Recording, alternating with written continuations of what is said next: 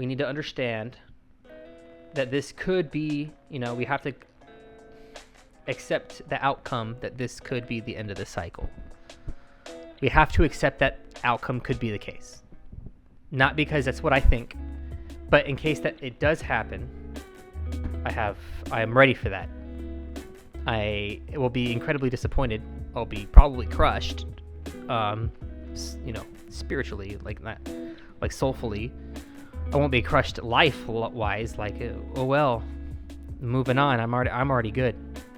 So it's, I understand getting into this, that this is all a giant, risk-taking. I'm taking risks here. All right. If you're in crypto, you don't understand that you're taking risks, and then I don't know what to tell you. Okay. I'm not an advisor. I just don't know what to tell you. I don't know how you don't understand that. So you have to understand that first. But I don't think it's the end of the cycle. Even though it could be. It totally could be. It totally looks like it. Here's why. Here's what I've learned in trading so far. And in trading, I understand that the first thing you got to look at is the fear and greed index. This is the number one. I want to rename this index. I don't even want to call it the fear and greed index. We should just call this the Warren Buffett index. All right. This is probably the most important chart in trading, in my opinion. And this is the first thing I look at when I trade. It's okay, there's high fear. So there's a high fear environment and high negative environment.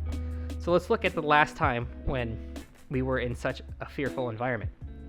This was in the beginning of the year in 2025, right? Beginning of the year 2025, we were in a very fearful environment for some reason. I don't know why. That made no sense to me, but there it was, in fear. And what happened after that? Well, what happened after that was greed, right? Almost immediately after that. Well, it took a few months. It took a month and a half. There was a delay. And then we went into greed. Okay? So what's going on here, right? On here, we almost get into fear back in September. And then the election happens, and now we're in extreme greed. Okay? So now here we are. We find ourselves here, and we find ourselves in near mega fear territory. We're basically almost in the red. And the reason why this time it's super scary that we're here is because we're in Q4. Right? There's not that much time left. It's the fourth quarter. So that's why everyone's losing their minds. And crypto is insane. It's an insane ride, and nobody quite exactly has it figured out. There's only indicators. So that's the first thing that I look into. The second thing I look into is the altcoin season chart, right? I see where it is in the altcoin season chart. Altcoin season in the tubes. Okay. Third thing I look at is Bitcoin dominance. Shout out to Ben Cohen. He helps me understand Bitcoin dominance and why it's important. I do think it's important, so I look at it. Bitcoin dominance is decreasing. This is either really, really, really, really good or really, really, really, really bad. However, Ben Cohen says that he thinks that Bitcoin dominance is going to go up again in the future. That could also be really, really, really good or really, really, really bad. It could go either way. Because in order for altcoins to have an altcoin season, Bitcoin dominance needs to go down. However, just because Bitcoin dominance does go down does not mean that it's because an altcoin season is coming. It could just be because the crypto cycle is over. Right? Yeah. That's where we're in the fourth quarter right now. So if this is where your conviction comes in of, okay, what's my thesis? What do I believe is going to happen? What do I think is going to occur in the near future? And how am I positioned to take care of that? And what am I going to do if it doesn't occur? That's probably the most important one. So let's address it. If altcoin season doesn't occur, then what I'm going to do is I'm going to take my ADA and I'm going to use it on DeFi, the DeFi platforms. Or there's even this thing called RealFi, Shout out to Army of Spies for introducing that idea to me. I'm going to look into this RealFi thing, and I'm going to use my ADA, and I'm going to try to use my ADA to collect stablecoin and interest. And then I'm going to try to use the amount of ADA that I collected throughout the last bear market, and I'm going to try to extract the initial investment out of it somehow. I'm going to look into figuring out how to do that. That's my backup plan. So like the question is, oh, well, I have all this ADA. What am I going to do with it? Well, I'm going to give it to a reputable DeFi platform or a RealFi platform, however RealFi works. I have no idea how RealFi works, so we'll have to figure that out. But I think I'm going to take advantage of the ecosystem and then try to extract stablecoin out of it. I think that's going to be my path forward on me not being able to sell my bag, which is something cool that you can do with Cardano. So you can use it to get some interest out of it. I don't know how effective it's going to be, but that's my backup plan. And I'm going to round trip it, and then I'm just going to wait until next cycle to sell it. Whatever. That's just going to be the case. But that's if the cycle is over. If what I'm thinking is correct, I'm not going to have to do that, because I believe that, in my opinion, in the future, there may be an opportunity for me to sell some of my ADA, right? So why do I think that? Well, it's because of the Bitcoin chart. Now, the Bitcoin chart is probably, I lied, it's not the fear and greed chart that I look at the most. I look at the Bitcoin chart the most. I believe the zoomed out Bitcoin chart tells the best story, okay? And it tells the best story because you can look at all the cycles, and this is why I'm a huge four cyclist right now. I'm open to the 4-year cycle ending eventually. But right now, I have no reason to believe that is the case, right? But you can see these cycles occur. You can see when Bitcoin increases its floor, right? So the story of Bitcoin is actually at the floor, not at the peaks. It's the floor where Bitcoin is significant.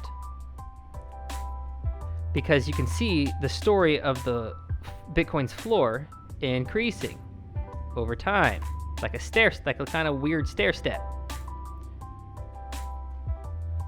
Bitcoin's floor over the cycle to cycle gets thicker and thicker from cycle to cycle.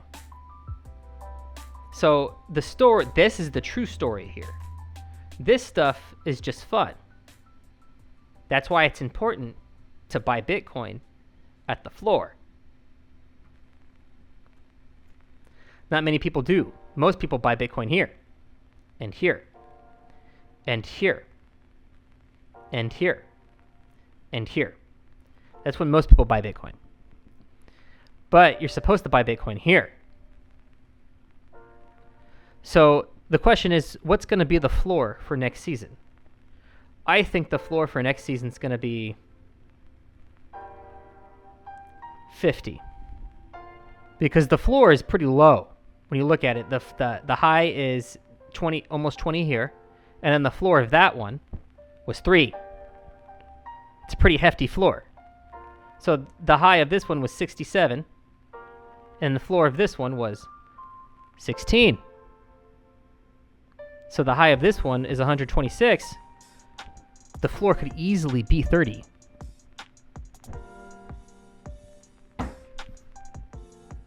Like, if we don't see that as a possibility, it could easily be 25.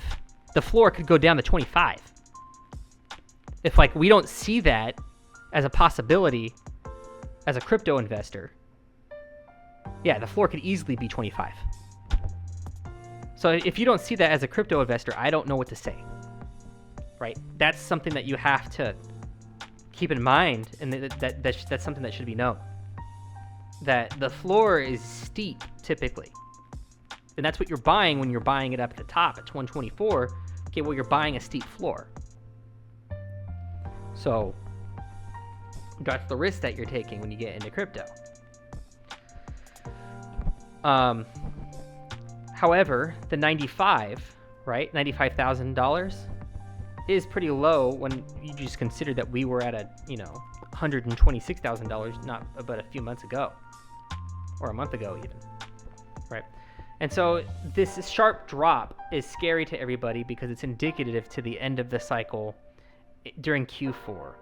However, we've been here before. You see, at the top here, it was at 106. It went up to 106 or 108 or something like that.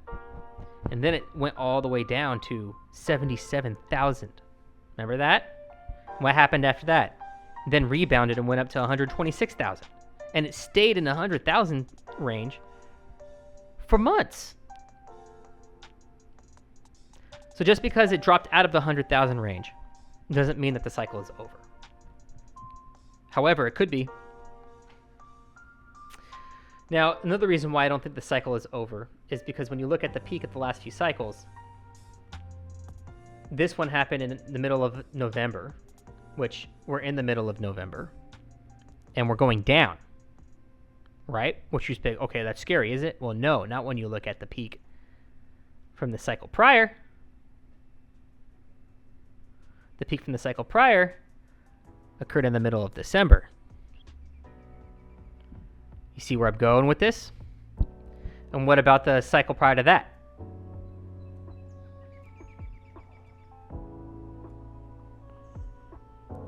That peak happened also in the beginning of December.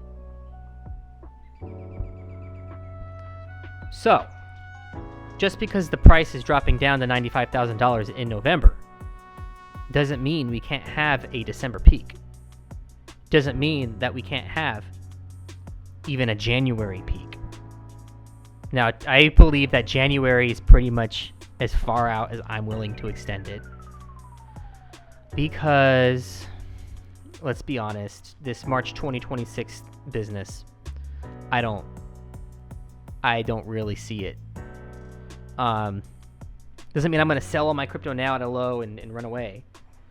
If it happens, I'll be there for it. But I'm not banking on that. I really don't. I'm not really buying that. I'm not personally just not buying that. However, I could see how, because of certain market events that occurred that are unique in nature, I could see how some of that stuff can get pushed out to maybe even beginning of January. Honestly, that's not crazy to me. I know some people are like, oh, you're coping. Well, maybe, but that's not crazy to me. I don't think that's insane. However, March is a little crazy to me personally. I think that's too far out. Yeah. So really, I think that if we don't really see a turnaround in Bitcoin by January, right? And Bitcoin falls to 50,000. And by the end of January, we don't see that liquidity rotating into the altcoins, I think that's game over. However, the liquidity could easily just rotate into the altcoins. That's also true. So, like I said, nobody knows what's going to happen. But Bitcoin has peaked in December in 2 different cycles before this one.